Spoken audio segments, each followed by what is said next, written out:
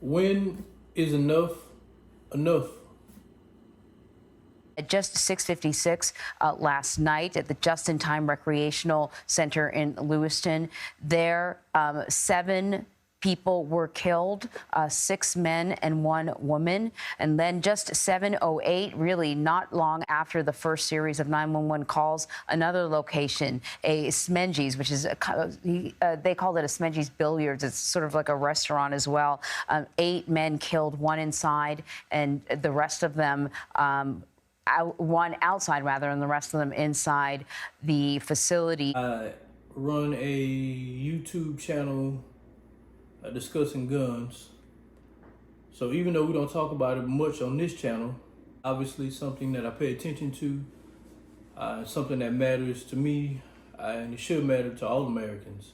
I don't understand why, as a people, we continue to allow an issue that shouldn't be political to be political. My right to live, the pursuit of happiness is not political.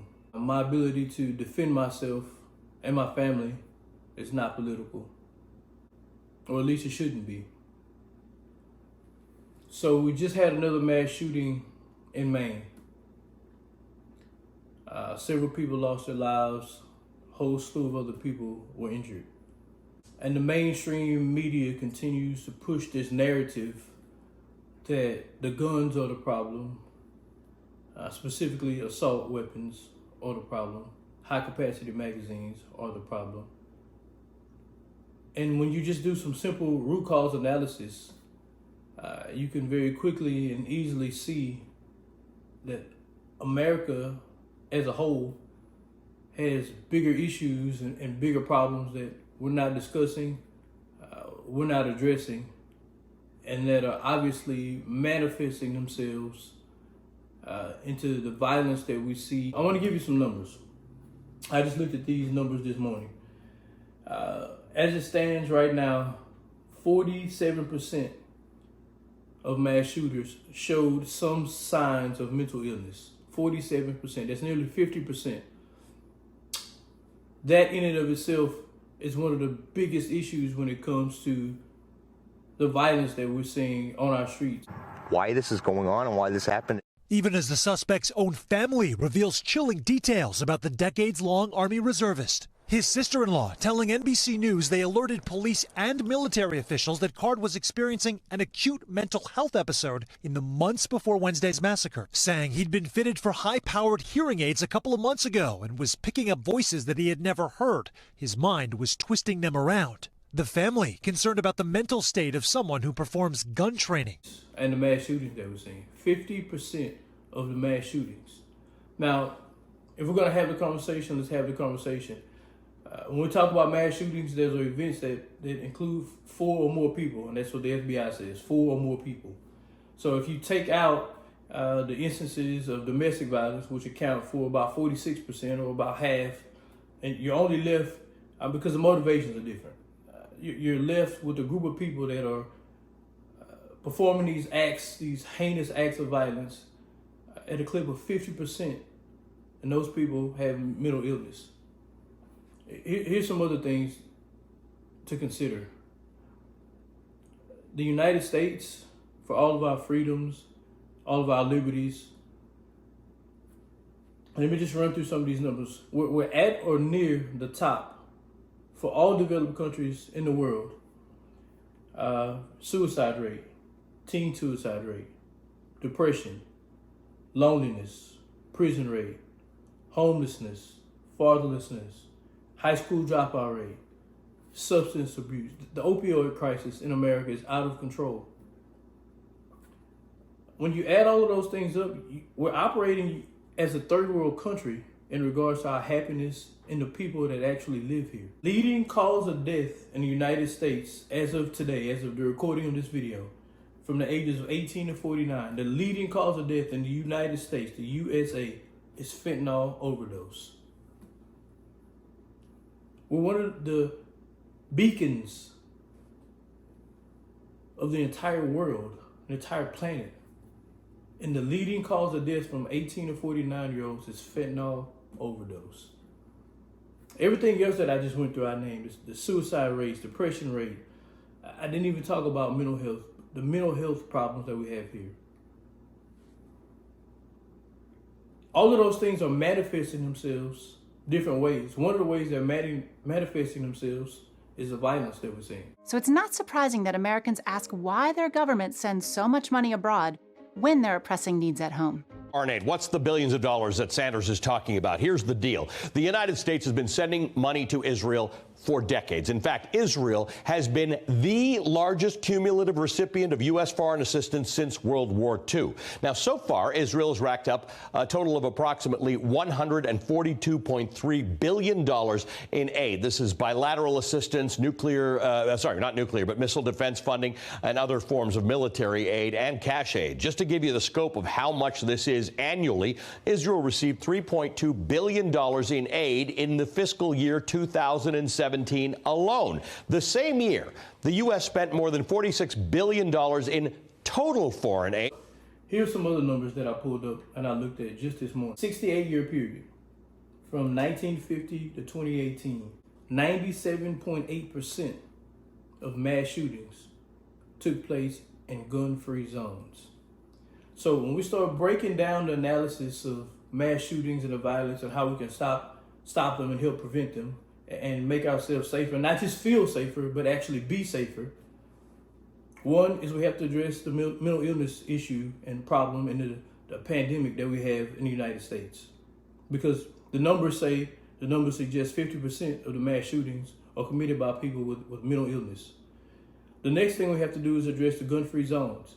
So again, over the last 68 years, 97.8% of mass shootings took place in gun-free zones. These gun-free zones include places like schools, bowling alleys, like we just saw, movie theaters, soft targets, where the people committing these heinous acts of violence know they're not going to have any pushback, they're not going to have anyone stopping them. There are 20 states that have armed teachers. It varies the percentage of schools in different states, but you're talking about literally thousands of schools. And yet in that entire time, there has never been one single attack where anybody's been killed or injured during any school hours where teachers and staff are able to carry. Every single one of these attacks where anybody's been injured or killed have occurred in schools where guns are banned. I just want you to think about that for a moment. If someone has decided over a 1 week, 2 week, 2 month, 3 month period that they're going to take innocent lives, you have to ask yourself, is a simple sign in front of their business going to be a deterrent, or is it going to be an invitation at that point? They've already decided that they're going to take innocent lives. You know, would you rather have a sign in front of the school that says this school is a gun-free zone? Or would you rather have a sign in front of the school that warns potential attackers that someone that they can't identify beforehand is going to be able to possibly stop them? When someone is in a frame of mind to take other people's lives, innocent lives, and they see a sign posted out front that says, "No guns allowed," they automatically know that there's probably going to be very, very little resistance when they enter this business. And for those of you who say, well, signs work, I'll give you an example. Many of you, like myself, have security systems at your home. I have a sign in the front of my home that says this home is monitored by Brink Security. There is a direct correlation from having signs that say this is monitored by X and break-ins and robberies. But that's because those signs have teeth behind them. A would-be criminal understands if I break into a house that has a sign that says this home is protected by Brinks, they understand along with that, it's going to come a security alarm, there's going to come police that follow. And those people don't want to get caught, so they're going to move on to the next house. So just that those signs work their way to deter robbers, burglars, home invaders, they also work conversely as a soft target, as a symbol for a soft target for someone that's looking to commit a mass murder. It's not rocket science. The data is all around us. It's very easy to see that when you look at the number again, that number was 97.8% of these attacks are happening in gun-free zones. It's very, very easy to see that the people looking to commit these heinous acts of violence are looking to do so in areas where they're going to face the least amount of resistance. Honestly, it frustrates me that, myself included, that we've accepted this as a way of life with very little pushback and very little resistance. We've accepted the politicizing of our right to defend ourselves, our right to just live. A lot of people ask themselves, well, or they say, well, this isn't going to happen to me, or it always happens somewhere else. One of the high school shootings a few years ago, both of my kids were in high school. At school, the day that this happened was about 15 miles from my house. Both of them were actually at school that day. Their school actually went on lockdown because there was a report that the shooter may be leaving the school where he committed this act and moving toward my kids' high school. So it doesn't get any closer to home for myself or our family than that in that day. So we're playing Russian roulette. When we go to the movies, I don't know about you, but every time I go to the movies, I think about, I'm on guard, and we should be on guard anyway, and I am on guard, looking around, being cognizant of my surroundings. But all of these various places, these soft targets where these criminals are committing these heinous acts of violence, the next time I visit those places, and I'm sure it's the same for you, we're thinking about, if it happened here. But what are we doing about it? A simple sign outside of a business isn't going to stop a would-be criminal from coming in and murdering 15, 20, 30, 40 people. It's disingenuous for any adult, any sane adult, to believe that's going to stop someone from coming in and shooting up a bunch of people. All you can do, all I can do, is remain vigilant, be watchful, be mindful, have a firearm, get training with that firearm, know how to use it, get training for your family, make sure your family knows how to use firearms to protect themselves. It's estimated that people in the United States use guns to defend themselves against criminals, an estimated 2.5 million times. It's more than 6,500 times a day. I think right now the average time for police to show up, depending on obviously where you live, it's about 45 minutes for a call. Some areas it may be a little bit faster. Some areas, obviously, if that's an average, it's probably a little bit longer. But if there's an intruder, a home invasion, I can tell you this, you don't have 45 minutes to wait to save your life. Police officers usually show up after a crime has been committed, not before a crime has been committed. We see it time and time again. It's a very simple concept. If bad guys know that good guys don't have weapons to defend themselves, it makes them an easy target. Even when you look at what just happened over in Gaza. So when Hamas and those guys paraglided in with handguns, AR-15s, AK-47s, bolt-action rifles, whatever they had, they knew they were paragliding into a concert in an area where the citizens couldn't defend themselves. And one of the first things that Netanyahu said afterwards was, our citizens need to have weapons to defend themselves. Duh. Until now, the threat of terrorism had come mostly from the skies or on the streets from a lone attacker. But the horror of hundreds of terrorists seething across the border and slaughtering people in their homes has fundamentally changed the Israeli mindset. What are they doing in response? Follow me. A shooting range is not among the landmarks that immediately come to mind when you think of Jerusalem. But since the terror attacks, Yair Yifrak's gun shop and shooting range has been slammed by people looking for protection. Since October the 7th, how much has business increased? How many people have been coming in? In this week, I'm here 23 years here in this place. I have another place in Jerusalem. I'm never don't see like this. I would say the people come like this massa. No way. It's unbelievable. Same thing happened in the Ukraine a few years ago.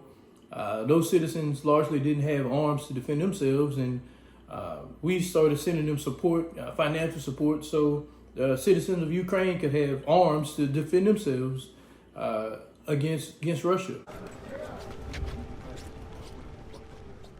We are in a queue where people are waiting to get their weapons to fight the Russian invaders. There is no reason to believe that they're going to stop anytime soon. When you look at Canada, they removed their right from their citizens. In the following years, the home invasion rate went up by 25%.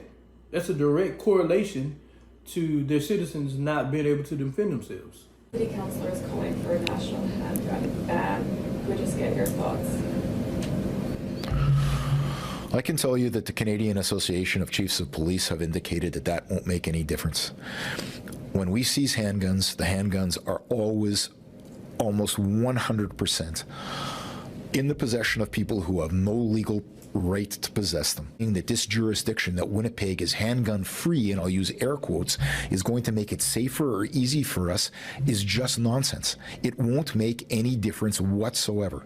Somebody saying, well, it's illegal to have that gun in Winnipeg is just another layer of, and I guess it might make some people feel good, but it will not change the threat level one iota. You are your own first line of defense. I am my own first line of defense for my family. So be vigilant, be mindful, have a firearm, know how to use it. There's a ton of places out there you can get training to learn how to properly use that firearm. This is just common sense in regards to us being able to defend ourselves, defend our homes. We become very, very easy targets when criminals know we have no weapons to defend our homes. If you have friends that sit on the other side of the political aisle, share this video with them. If you have friends that you do agree with on the subject, share this video with them too. I'll leave you with the same question that I started this video with. When is enough enough? No more thoughts, no more prayers, no more political BS. When will we as Americans decide enough is enough?